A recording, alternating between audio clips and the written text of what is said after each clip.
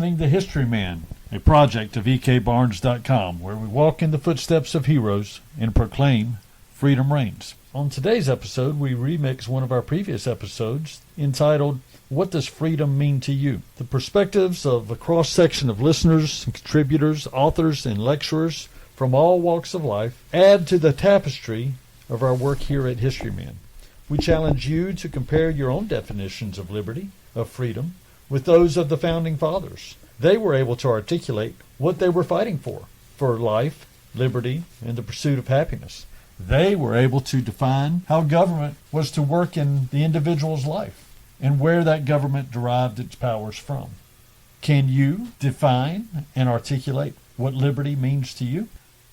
As we begin our episode, we want to make sure that our listeners know that we are in happy affiliation with the southerncampaigns.org website, the southerncampaign1780.org, the Long Gone SC company that does genealogical research here in Camden, South Carolina, and the Southern Rev War Institute, which is a center exclusively dedicated to the study of the Revolutionary War in the southern states.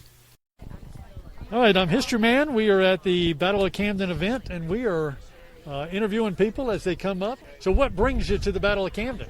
So we live in Lexington, North Carolina. We came all the way over here. Guilford Courthouse got canceled this year, and we really wanted to go to an event. So we just drove the 2 hours and 15 minutes to come down here and check it out. What'd you hear about it before you came down here? I was just looking up reenactment events to see if we could find one to go to. We love history. I was a history major in college, and she loves history. My mom loves history, so we just wanted to come down here and check it out. Well, let me ask you this one question. What does liberty mean to you? Oof. Liberty means the right to live my life the way I want without the government on my back telling me how to live my life. All right. So what does freedom mean to you? I don't know. Think about what freedom means to you, and then come back. I am with Harrison Motor. Harrison, what does liberty mean to you? So liberty means to me the freedom to do what you want to do, so long as it doesn't really hurt your neighbor. All right, so how would you define freedom yourself? How would you personally, Rick Wise, define freedom? Freedom is the ability to take care of your family, to take care of yourself, and to live the personification of what the Founding Fathers wanted to do. Life, liberty, pursuit of happiness. Okay. What does liberty mean to you, Kurt? Just having the freedom to make of yourself what you want, and that, just like Andrew Jackson's story, that the circumstances do not have to keep you in the same place your whole life if you choose otherwise, and that, you are trying to create your story and not having your story told to you before you even get a chance. What does freedom mean to Trey Dunaway? Well, I'm going to go with the 18th century version of liberty. Because when we ask kids what liberty means, is they say it means freedom. Well, what does freedom mean? Does freedom mean I am free to remove your car from its parking spot at night and keep it? If it's truly free, why can't I do that? Well, that's because liberty is freedom coupled with responsibility. So if you're responsible, you're not going to do something to hurt somebody else. But you have the freedom to do things you want to do as long as it does not harm other people. And that's my definition of liberty. And that's what the driving force behind a lot of the men that gave their life to allow us to have the freedom and liberties we hold dear to us today. And they continue to sacrifice, to make the ultimate sacrifice so we can live the lives that we have designed under our Constitution. For that. So what does freedom mean to Tom O'Block? Well, that's a good question. Well, it means living in the United States is probably the simple term, but the backing up behind that is, 25 years in the Army and traveling a good portion of the world. I mean, I lived in socialist countries, Germany. I've been to, seen how dictators treat their people in Panama. Been to Indonesia. I've been to communist countries, other socialist countries. And, I just thankful to live in the United States, and have all the liberties and freedoms that I have. Okay, so I kind of believe what the Constitution, the Bill of Rights stands for. I want to make my own decisions and not have somebody tell me what I have to do. I want my own money, keep it. I don't want to be paying frivolous taxes because somebody doesn't want to work. I mean, I understand that there's some people that need it, but I don't know. That's kind of all. I want to be able to make my decision, live the life I do, and I also want to, I don't know. It's kind of, without getting political, how do you, make a statement that, I like the liberties I have and I want to keep them. Very good. Kip, what does liberty mean to you? Oh, that's a very broad question. I mean, you just have to go back to the ability to have the pursuit of happiness, the ability to make decisions about how you want to worship, what you want to do to make a living, the freedom to own land, the freedom to read books. That's liberty to me. Tell me what liberty means to Zach Limhouse. Wow, this is a great question. It's a hard question to answer because, of course, I like the way you phrased it. What does liberty mean to me? Because liberty means something something different to everyone.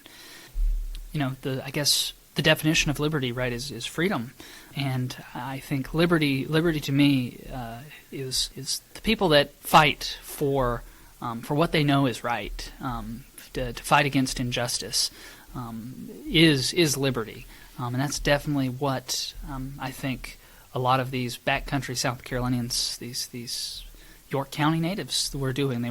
They were fighting against injustice, and not just the Patriots, but our honorable Tory. Right? He saw something that was unjust, and he stood up for what he believed in, even though it was not the popular or safe thing to do. Right? It's important to keep in mind that people that spoke out against the British government in this way, they were committing treason. They were speaking against injustice. They were risking their lives in doing so. So I think that's what liberty is fighting for what you know is right, for fighting for freedoms that you know you deserve. It's sometimes a great risk to yourself. Bill, let me ask you this. What does liberty mean to you? Liberty means the freedom, the right to be able to exercise my thoughts, the privilege to be able to exercise my thoughts and to express my thoughts. Yes, I need to know, and people need to know, that exercising that also has its consequences, but at least we have the right to do that. Let me ask you this as we close up. What is your idea of liberty, of freedom? For me, as much as I'm a big fan of the English, the British, when I was very young, and I mentioned a little bit about my father earlier, it was explained to me what our rights are, the Bill of Rights. He had his first hunting rifle, little .22 bolt action, when he was like 12 in Minnesota. And everybody carried guns to school. And my younger brother and I used to fist fight on a drop of a hat. I mean, serious, beat each other hard. And my father explained to me, my rights stop where the other person's nose begins. And having been, I don't want to use the word indoctrinated, but for me that was a born-again moment when I sat down and read it and realized that our founding fathers were the most brilliant men of their days. Lawyers mostly. They put a comma someplace because that's where the comma belonged.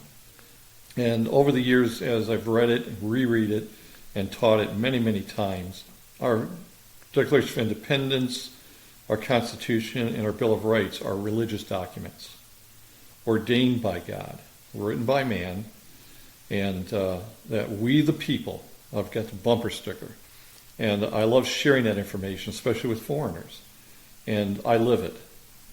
You take one right away, and it was written down because most people were illiterate. It was like carving a stone monument in ancient Egypt or ancient Greece. We wrote it down so everybody can learn to read the Bible. That's how most people learn to read. And then our founding documents. But to me, they're sacred, and it really irritates me to no end when I hear politicians claim, well, we don't need this, we don't need that, we don't need the Second Amendment. And these people are lawyers, and it's like, you have to have read these documents. You took an oath to protect them. And as a politician, your political oath specifically states you will honor and protect the Constitution of the United States and the state of South Carolina Constitution, which I had to do when I joined the South Carolina National Guard. And to me, those are sacred vows. And foreigners, I love that. I still carry around the Boy Scouts of America pocketbook of the Constitution and Bill of Rights, and pass those out for new people that I'm honored to have decided to come to the States legally. But yeah, for me, it's a sacred trust. I'll fight for it. Your tax dollars trained me, and I'm quite willing, to man the barricades like so many others before me have done for their rights. And that's pretty much where I got into it. For me, it's biblical. Well, you had an incident that happened at church that our listeners, I think, would enjoy hearing. Well, it was a holiday on Sunday, and our pastor had asked anybody in the congregation who had served in the military to stand so we could thank them, and we did. Well, that night, he said, I realized that I should have gone a little further and say if anybody in the congregation has a relative who served who's no longer with us and you would like to stand in their honor, would you stand? Well, I stood up. And after church, the lady that was sitting next to me said, who did you stand up for? And I said, well, my husband served in the Korean conflict. My oldest brother served in World War II. My great-grandfather fought in the war between the states. My great-great-great-great-grandfather was in the American Revolution, and I had relatives in the War of 1812. And she looked at me and she said, y'all don't get along with anybody, do you? In the words of Ola Jean Kelly, what does liberty mean to you? Oh, my goodness. Oh, my goodness. Freedom to be who God wanted me to be, who He created me to be. Would you not have that anyway?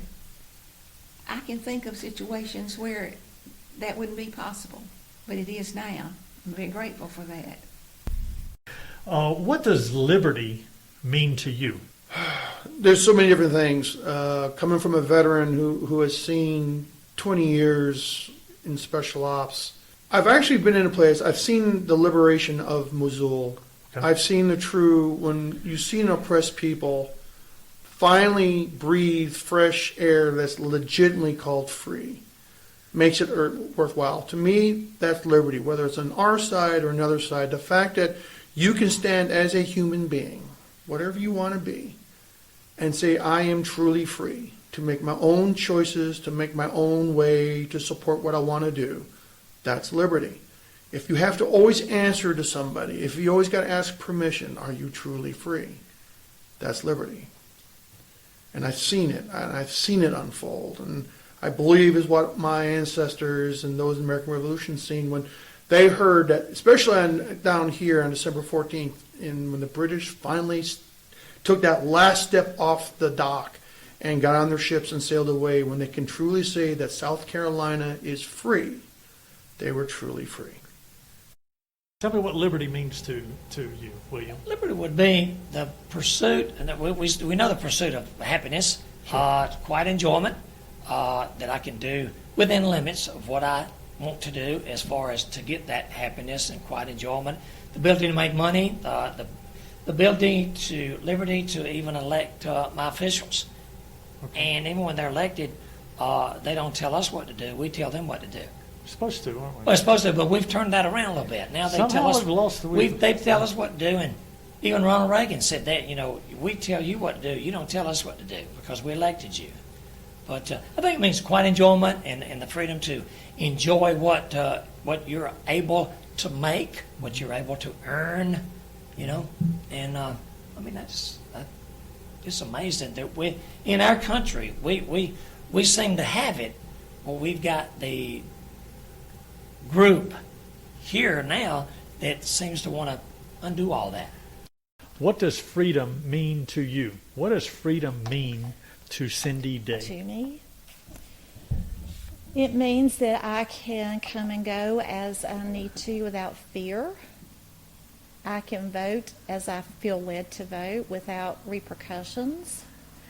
I don't have to worry about my family being harmed because I know that nobody's going to come and get them and take them away for some crime that they may or may not have committed. Okay. As in other countries happens. Sure. You speak your mind, you may end up in prison. It's not only that in other countries. If you speak your mind, you may end up in prison and your family may end up in prison. Yeah. Right? Yeah. So we can voice our opinions without repercussion. Okay. We have the right to bear arms. And I know there's a lot of controversy over that, but we are guaranteed that right. What does that mean to you, though? To me, that means if I wish to own a weapon, I can, and do the protocol and the paperwork and being straight up about it. But if I choose to own a weapon, then I can, because our founding fathers and our patriots fought for us to have that right. What does liberty mean to Roselle Bramlett? Well, to me, liberty is the ability to worship and live as I want to without my freedoms infringing on anyone else's. So what is liberty, what does freedom mean to you? So I think I subscribe to the Edwin Burkean view of freedom, which is essentially the freedom of life, liberty, and the pursuit of happiness, and freedom from government constraint, except where necessary, in the common good. And that's the debate, right? What is the common good, and how much can the government impose upon one? What does liberty mean to John Parker? It means the same as what's in the Bill of Rights, the first 10 rights. The freedom of speech, the freedom to practice religion the way you want to, the freedom of assembly, all of that. The Declaration of Independence was a prelude to our Constitution and to the Revolution. In one of the pension applications, a captain from York County related that they were on the way to Florida from South Carolina. They departed over in Edgefield County from the Pinewood House, and they were on their way to Florida. They got down into Georgia about 60 miles at a river when a courier was spotted on the north side of the river. So they stopped and wait for the dispatches to get to General Williamson. In that dispatches was a copy of the Declaration of Independence. General Williamson had it read to his officers, and he was so impressed with it, he had it read to everyone in the Army. And the way they did that, they had Captain, I believe it was Lacey, stood on top of a horse, a gentle horse that was led over and held. He stood on the saddle so he would be above everyone else. They made a hollow square for the horse, and he read the declaration to the whole Army. Afterward, the person in his application stated there was much firing of muskets and cheering at the reading of the Declaration. Founding Fathers, or these leaders in all of these communities, took special effort not to be a mob, but to put it down on paper. It was more of a cerebral task for them to grow to a point where they felt like they could be independent from Britain. Yeah, I think so. I mean, I'd say it slightly differently, which is, to put a modern spin on it, in the year 2020, many of the political debates we were having ultimately boiled down to your view of principles or writings that were set down in the Revolutionary period, and whether we still subscribe to them or don't, and what they meant, and were they properly written, were they too narrow? And that's all the debates that are going on in one way or the other right now. So without an understanding of, what did Madison mean when he wrote this? Why did they set up the Electoral College? What does it mean to be free and independent? What did it mean to be free of Great Britain? Why did they care? It's the first decolonial movement in the world. Right, so all of these major ideas and concepts which were first formed here, and a lot of them had the genesis in the South, if one doesn't understand those or have any context, then how would you have an opinion about what's going on in the world today? What does liberty mean to you?